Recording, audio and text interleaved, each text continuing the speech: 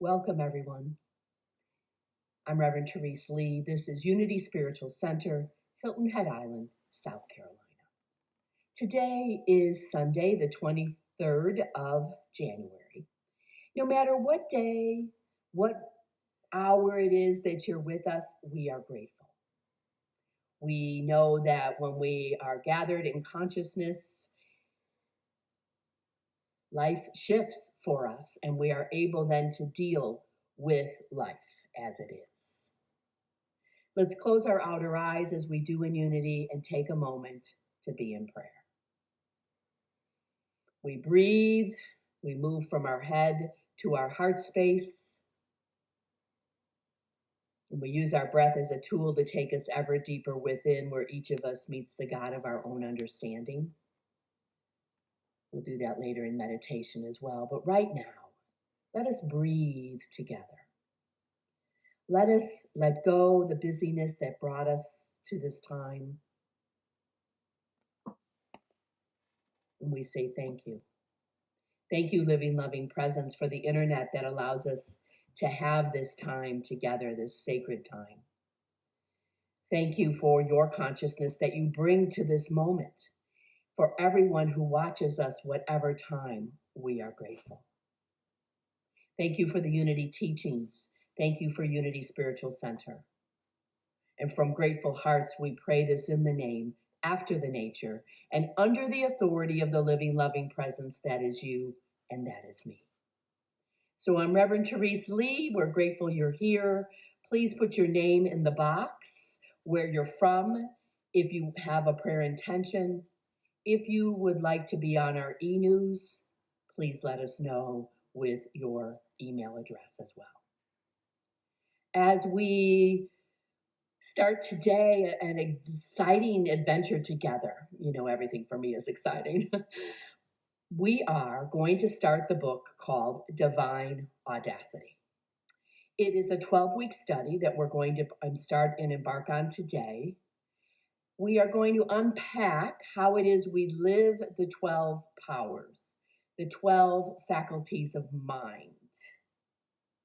The 12 lights is what Linda Martella-Whitsett calls it. Reverend Linda is the head of Silent Unity, which we don't want to be so silent anymore. The prayer ministry that Unity has that operates 24 hours a day, 7 days a week, 365 days a year, all over the world. Headquartered out of Unity Village, Missouri. You can watch us online at 11 o'clock in the morning to see me or one of the many other brilliant, magnificent ministers sharing a prayer with you, a centering prayer, every day, 11 o'clock Central Standard Time. So the book that Linda wrote is called Divine Audacity. That's my favorite word. To be audacious is my everyday goal. So, are you willing? The book says it's an enthusiastic read about bold spiritual living. Living under the radical premise that you and I, that we are divine. Are you willing to accept that? As a child of God, you are divine. This is the appropriate way we shake our heads for this. Yeah. So it's a graceful gift, Reverend Linda says, when we can fulfill our calling to be the light of the world.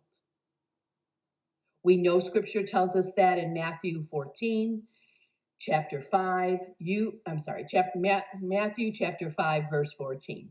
You are the light of the world. We didn't make it up. Are you willing to take off the bushel basket if you're wearing one and let your light shine? There's that little song, this little light of mine, I'm gonna let it shine. Well, we could also say, this big light of mine, I'm gonna let it shine. We get to choose. Are you willing to be the light of the world, to fulfill what is yours to do and to be while you are here? A graceful gift to fulfill. Reverend Linda says, may your study and practice of the 12 powers, which were developed by our Unity co-founder, Charles Fillmore, enrich your life. Well, I'm here to tell you they will. I'm going into, 34, 33, 32, 36 years of being a Unity student. And each time I study these, I find yet something else that I can put in my tool belt, that I can use to enhance my life, if we're willing. May you audaciously shine your 12 lights, Linda says, and all your spiritual powers, moment by moment, choice by choice. What I believe is a challenge is that we think maybe, I'm not spiritual enough. And wrong answer. We are all spiritual enough. We just get to call that forth from within us, into and out amongst our daily activities, as we're willing. Today we'll focus on the first of these 12, which is called the light of faith. The powers within this light of faith are perception, conviction, and expectancy. Perception, conviction, and expectancy. I get kind of tongue-tied, I get so excited to be with you all. It says in the book, New Thought teachings sometimes give the impression that we can get spiritual enough to eliminate all of the unwanted circumstances. Well, we can get spiritual enough to change the mindset when these unwanted circumstances happen. And what we know from example, Jesus, Gandhi, Mandela, Maya Angelou, Martin Luther King, just for example, never managed to eliminate the unwanted circumstances. That's not our job. Our job is then to live in, through, and as them. So these leaders were not exempt from human circumstances, and they didn't promise that you and I would be exempt from these human circumstances. We talk about it all the time here at Unity. Attitudes are contagious. Is yours worth catching? Instead, what these leaders demonstrated for us was walking through these unwanted circumstances in their truth as the light of the world. You are invited to get yourself a pair of audacious shoes and walk through your life circumstances. Are you willing? We get to express from within us, from within the God mind, the one mind that is in all of us. I'm not saying that we are God. I am saying we have God mind within us. There's a difference, isn't there? It's our intention at Unity here. I won't speak for other Unity places, but here at Unity Spiritual Center of Hilton Head Island, to become so aware, you and me, that our spiritual nature and capacities, we're so aware of them, right? We so embrace them that when we walk through unwanted circumstances, we do so the same way we walk through the wanted circumstances. Everybody breathing? Head held high, tongue off the roof of the mouth, knowing the truth. What is it?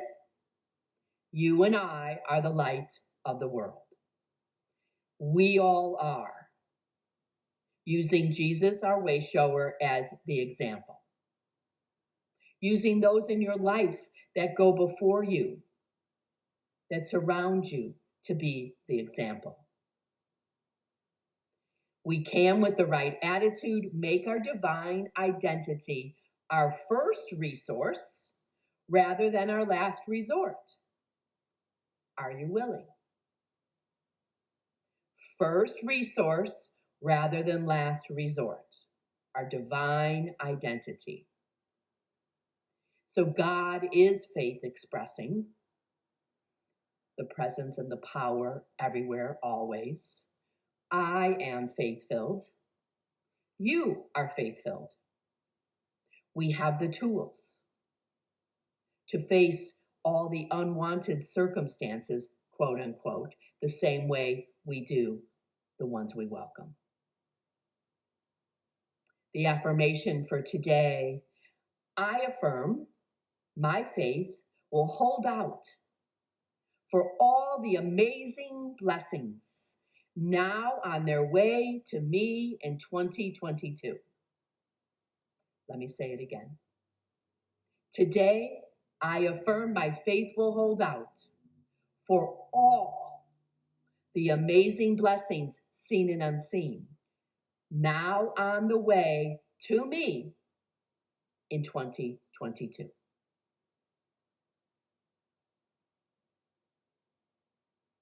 I might have to get a new bag for all the blessings. So the attributes of having our lives being led by the faith of us: perception, conviction, expectancy. Hebrews 1:11, chapter 1, verse 11 tells us faith is the assurance of things hoped for, the conviction of things not seen. Are you willing? Charles Fillmore, our Unity co-founder, says in Keep a True Lent, an excellent book we'll be picking up next month, right? Faith is the perceiving power of the mind linked with the power to shape substance. Let me read it again. Faith is the perceiving power of the mind linked with the power to shape substance. It's a both and. Always and in all ways. This is a way of having a sense of spiritual assurance, the power within us to do what may seemingly be impossible, because we know the word impossible itself says, I am possible. You know me, I love a good word. It's the force within us that draws to us our heart's desire, because our energy is drawing to us those things right out of the invisible substance that's around us. Drawing to us because of your attitude. It's a deep inner knowing. That which is sought is already ours for the taking. So those things that I seek are already mine. I just have to have the eyes to see them. The assurance of things hoped for. And remember, my definition of hope, that someone else wrote, of course, is helping other possibilities emerge. HOPE. Faith and hope make things real.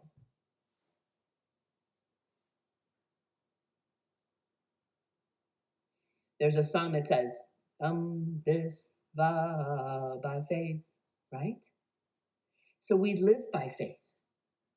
We get to perceive a reality that sometimes can't be seen with our human eyes. So we shift ourselves up to have eyes of faith, convinced that the invincible principles that live in and amongst us have real effects through us as we expect a life to unfold in a certain way. Then we're called, of course, to be part of that unfolding. You can't find a job if you don't send out a resume, right? I can't be thinner if I keep eating Oreos, right? Whatever it is, whatever it is. To externalize faith is to deny or renounce our spiritual power. That's giving things outside of me the power to control me. No, ma'am. No, sir. Faith's power is not in someone else or in something else. It's in you, it's in me. So say it with me. My faith is within me. The power of faith is within me. Everybody breathing, right? So we get to know this. That's what's so fun about unity. We're continually letting go, kind of like David, chiseled away all the things that was not of him, Michelangelo did, to let the David statue appear. That's what we're doing. We're kind of letting go all those things that don't serve us, so the truth of us can emerge.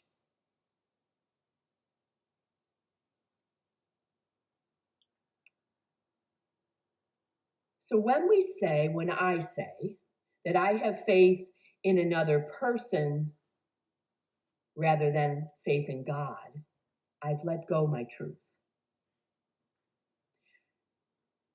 Nothing outside of me will eliminate my problems. It's me and God and my thinking, my actions, my attitude. God is not someone who acts, but a principle that is. We know in Unity we study there is not an anthropomorphic God that has a white beard and I don't know, we don't even know what color hair anymore. Certainly not blue eyes like me. Certainly not maybe eyes at all, right? These are human things that we see. God is not someone who acts, but a principle that is. That is something to write down. God is not a person or someone who acts, rather, a principle that is. That's why God exists in you and me. This divine inheritance, this divine presence that is you and me. We talk about it all the time here at Unity. How we get to respond or react to life. Are you living from your light or do you have your bushel basket on and you can't see?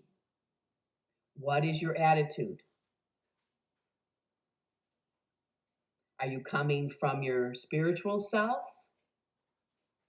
after you've taken a breath, asking, what is mine to do? How can I see this differently? That is the empowering place we come from versus asking, why has this happened? It makes a big difference. I only know because I've lived it. So if I come from my ego self without breathing, I get wounded, I feel hurt, I'm asking why. It's not pretty. So unity has taught me over these many, many years and my fabulous teachers, the many great readings and the classes that we do together. I have faith in me. I have faith in Therese. Say it with me with your name. I have faith in me. I have faith in my name, Therese. Own it. Another thing to write down if you're taking notes. There's nothing you need to get this. No classes, no certification. It is your truth. It's innate within us. Each of us, everywhere. I do believe everywhere. Everywhere, even those that aren't in unity. It's all right. It's just a different path to God. So we create our reality through our perceptions, our beliefs, and our interpretations, right? So our belief system is really BS. You can laugh. Scripture tells us according to our faith. So let us live, you and I, in assurance from this state of conviction. Are you willing? According to our faith, we expect. This is why oftentimes we get to have a conversation with our big S selves. What are you expecting? How will you go about getting? Our perception is crucial to our experience of reality. Question your perceptions, seek the truth. Because we tend to project our perceptions onto others. What I call, sometimes we just throw up on somebody else with all of our hatred or whatever we're spewing, right? Stop it. So our perception is crucial to our experience of reality. So we have the ability to have two perceptions to support our faith. The perception of absolute truth, spiritual principle underlying all. So absolute truth, spiritual principle everywhere. And then from that magnificent place, we get to have our perception of possibilities. We've talked about this, being possibilitarians. Are you willing? Wilfred Hausman, in a book called God-Given Potential from a long time ago. It's a great book. This is what she says. Faith is that quality in us that allows us to look past appearances of lack, to look past limitation or difficulty, and to take hold of the divine idea. And believe, she says, in it, even though we do not see any evidence of it, except for in our mind. Through faith, she says, we know with an inner knowing. Through faith, we know with an inner knowing the truth that God has not expressed anything less than love in our manifest world.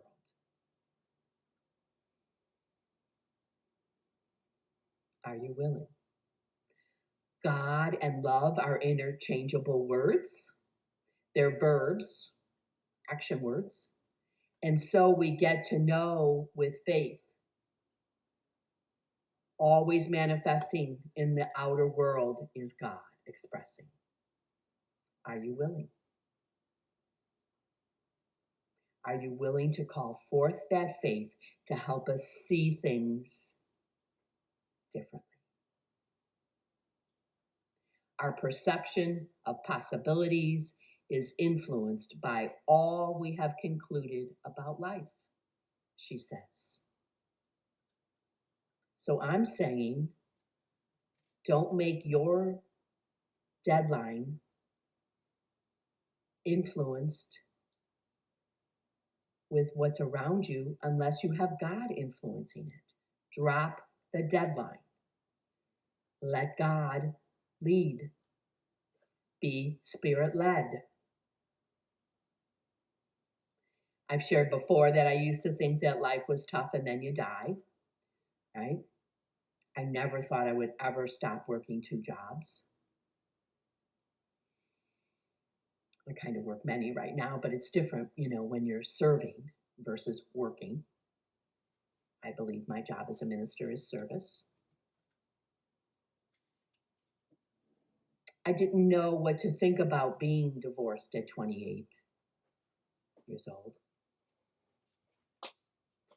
And what I know and what I've learned through unity, I am grateful that I am not beholden to my past. That was then, this is now. In that year, getting divorced is also the same year I found the book Return to Love, which led me to unity. I am grateful. I got to choose what my perceptions were going to be and how they were going to allow me to evolve to know the will of God. And unity helped me with all of that. My mantra every day, I told you before, is I will to will the will of God. To let the little Therese self get out of the way, she who thinks she knows, because we know nothing. I know nothing.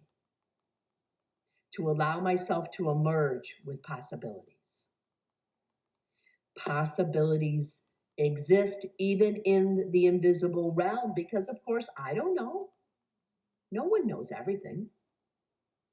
And yet, possibilities, when we do something like an intention board or a vision board, they used to be called, then they come through and we can inform our mind. Maybe we'll do that on a Wednesday morning at Congregation Beth Yam here locally. We'll do intention boards. So we exercise our faith by perceiving the truth hidden in the facts and seeing great possibilities in the impossible situations. Are you willing? Yes. The answer is yes. So this leads to the other aspect of faith, which is conviction. It's the mindset of faith. It's the trust and the assurance and the confidence of faith. Are you willing to have a peaceful mind? A term that I used for many, many years, and sometimes I still do it. It's called faith it till you make it. It used to be, in the secular world, fake it, F-A-K-E. I say faith it, F-A-I-T-H, knowing I walk with a mighty God. That as I allow myself to step aside the small self, Therese, and let spirit lead me, I'm a possibilitarian. Living in conviction allows then for the state of positive expectancy. So I keep my mind fixed on God. Do that. In this way, my soul, right, is lifted out of the narrowness of self-interest with a small s self and takes its place in the divine order of faith. Let me say that again, because it's what I do every day. I keep my mind fixed on God. In this way, then, my soul, the truth of me, is lifted out of the narrowness.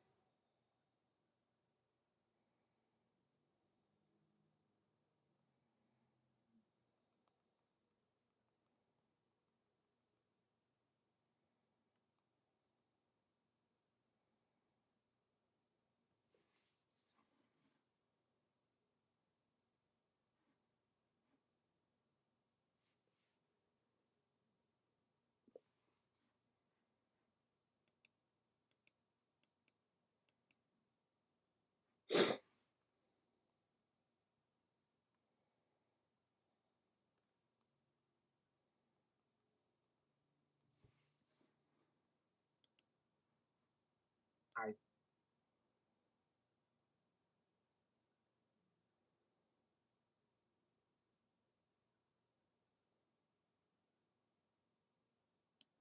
interest with a small s self and takes its place in the divine order of faith. Let me say that again, because it's what I do every day. I keep my mind fixed on God. In this way, then, my soul, the truth of me, is lifted out of the narrowness